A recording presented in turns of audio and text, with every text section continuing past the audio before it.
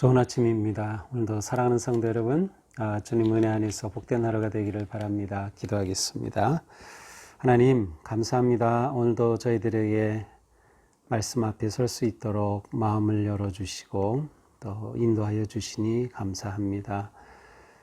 오늘도 저희들이 말씀을 통하여서 하나님 앞에 우리의 삶을 어떻게 세워가야 할지 깨닫고 또 말씀대로 순종할 수 있도록 도우시고 함께하여 주시옵소서. 예수님 이름으로 기도합니다. 아멘. 네, 오늘 말씀은 이사야서 3장 13절부터 4장 6절까지입니다. 제가 중간중간 읽겠습니다. 여호와께서 변론하러 일어나시며 백성들을 심판하려고 서시도다. 여호와께서 자기 백성의 장로들과 고관들을 심문하러 오시리니 포도원을 삼키는 너희여 포도원을 삼키는 자는 너희이며 가난한 자에게서 탈취한 물건이 너희 집에 있도다. 어찌하여 너희가 내 백성을 짓밟으며 가난한 자의 얼굴에 맷돌질하느냐. 주 만군의 여호와 내가 말하였느니라. 여호와께서 또 말씀하시되 시온의 딸들이 교만하여 느린 목 정을 통하는 눈으로 다니며 아기작거려 걸으며 발로는 쟁쟁한 소리를 낸다 하시도다. 주께서 그날에 그들이 장식한 발목걸이와 머리에 망사와 반달 장식과 귀고리와 팔목걸이와 얼굴 가리개와 반지와 코고리와 예복과 겉옷과 목도리와 손주머니와 수건과 너울을 제하시리니 그때 썩은 냄새가 향기를 대신하고 노끈이 띠를 대신하고 대머리가 숱한 머리털을 대신하고 굵은 베옷이 화려한 옷을 대신하고 수치로운 흔적이 아름다움을 대신할 것이며 그 성문은 슬퍼하며 곡할 것이요 시온은 황폐하여 땅에 앉으리라. 4장 2절입니다. 그날에 여호와의 싹이 아름답고 영화로울 것이요 그 땅의 소사는 이스라엘의 피난한 자를 위하여 영화롭고 아름다울 것이며 시온에 남아있는 자, 예루살렘에 머물러 있는 자, 곧 예루살렘 안에 생존한 자 중 기록된 모든 사람은 거룩하다 칭함을 얻으리니 이는 주께서 심판하시는 영과 소멸하시는 영으로 시온의 딸들의 더러움을 씻기시며 예루살렘의 피를 그 중에서 청결하게 하실 때가 됨이라. 아멘. 네, 제가 끝까지 다 읽진 않았습니다. 오늘 이제 3장 13절부터 4장 전체, 물론 4장은 아주 짧은 장이지만 연결되고 있습니다. 자, 우리는 이제 앞에서 1장 18절에 보면 여호와께서 말씀하시되 오라 우리가 서로 변론하자 이렇게 말씀하셨는데요. 이제 오늘 13절은 여호와께서 변론하러 일어나시며라고 되어 있어요. 그래서 우리가 이 그림을 그려볼 때 그 하나님께서 지금 재판정에 서셔가지고 마치 이스라엘 백성들의 죄를 고발하는 것과 같은 그런 이미지를 그려보시면 좋을 것 같습니다. 그래서 여호와께서 변론하러 일어나시며 백성들을 심판하시려고 서시도다. 자, 이제 하나님께서 백성들을 심판하시고 심문하시는 거죠. 첫 번째 그 심문의 대상은 이스라엘의 지도자들이었습니다. 14절 자기 백성의 장로들과 고관들을 심문하러 오시리니 포도원을 삼키는 자는 너희이며 가난한 자에게서 탈취한 물건이 너희 집에 있도다. 지도자들에 대한 하나님의 심문의 핵심은 너희가 포도원을 삼키는 자다. 쉽게 말하면 하나님의 포도원을 망쳐놓았다는 거예요. 하나님의 포도원은 곧 하나님의 나라 이스라엘 또 이스라엘 백성을 의미하죠. 그런데 그들이 지도자들이 포도원을 망쳐놓았습니다. 어떻게 망쳤습니까? 그들이 사회에 온갖 불의가 가득하고 그들이 가난한 자들에게서 재물을 탈취하였습니다. 부정하게 불의하게 축제를 하였고 그리고 15절에 보니까 백성들을 짓밟고 폭압하죠. 가난한 자의 얼굴에 맷돌질한다. 그러니까 이 사회의 정의가 사라졌고 불의가 가득하며 경제적인 착취와 소외된 사람들이 너무나도 많았습니다. 따라서 하나님께서는 지도자들에게 이렇게 고발하시는 거죠. 너희들은 포도원을 망쳐놓은 자들이다. 자, 두 번째 하나님의 심문 고발의 대상은 시온의 딸들입니다. 18절입니다. 또 여호와께서 말씀하시되 시온의 딸들이 교만하여 느린 목, 정을 통하는 눈, 아기작거리며 발로는 쟁쟁한 소리를 낸다. 자, 여기서 시온의 딸들에 대하여서는 두 가지 해석이 있어요. 하나는 이스라엘의 지배 계층의 부인들, 지배 계급의 여인들을 의미한다. 또 하나는 이스라엘 전체를 의미한다고 하는데, 제가 볼 때는 이 오늘의 내용상 이스라엘의 지도자들의 부인들, 지도자들의 그 여성들을 의미하는 것이라고 생각이 됩니다. 왜냐하면 이제 여기에 계속 나오는 말씀은 지금 이 지배계층의 여인들이 얼마나 사치한 생활하고 있는가를 보여주고 있어요. 여기 보면은 장식한 발목걸이, 발목걸이를 장식하였어요. 발로는 쟁쟁한 소리를 낸다. 이 쟁쟁한 소리라는 것은 이제 발목에 방울 같은 거를 다루고서 이제 다니는 거죠. 그래서 걸으면 거기서 이제 소리가 나는 그러한 장식입니다.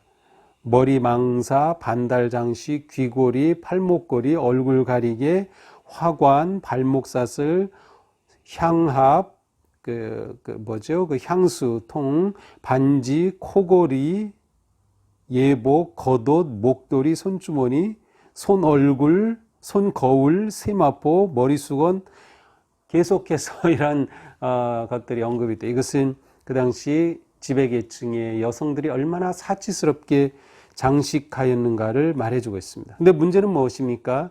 이렇게 겉으로는 아름답게 꾸미고 장식하였지만 이것은 결국 앞에서 지도자들에게 말씀하신 것처럼 이웃의 가난한 자들을 착취해서 얻은 재물로 이렇게 하는 것이에요. 또한 그들 주변에는 가난한 이웃이 엄청 많이 있었지만 그 이웃의 고통과 불의에는 전혀 관심이 없는 것이죠. 지배계층의 그 부인들을 하나님께서는 격렬하게 책망하고 계십니다. 자, 결국 이러한 너희들이기 때문에 어떻게 된다고 합니까? 너희 장정은 칼에, 용사는 전란에 망할 것이고 성문은 슬퍼하며 곡할 것이며 시온은 황폐하여 땅에 앉으리라. 결국 하나님의 심판이 임하여 이들이 황폐하게 되고 사회가 붕괴될 것이다 라고 말씀하십니다. 자, 그런데 4장으로 넘어가면 4장은 아주 짧아요. 전부가 6절까지 있는데 거꾸로 희망적인 그러한 메시지가 선포됩니다. 2절입니다. 그날에 여호와의 싹이 아름답고 영화로울 것이며 그 땅의 소사는 이스라엘의 피난한 자를 위하여 영화롭고 아름다울 것이다.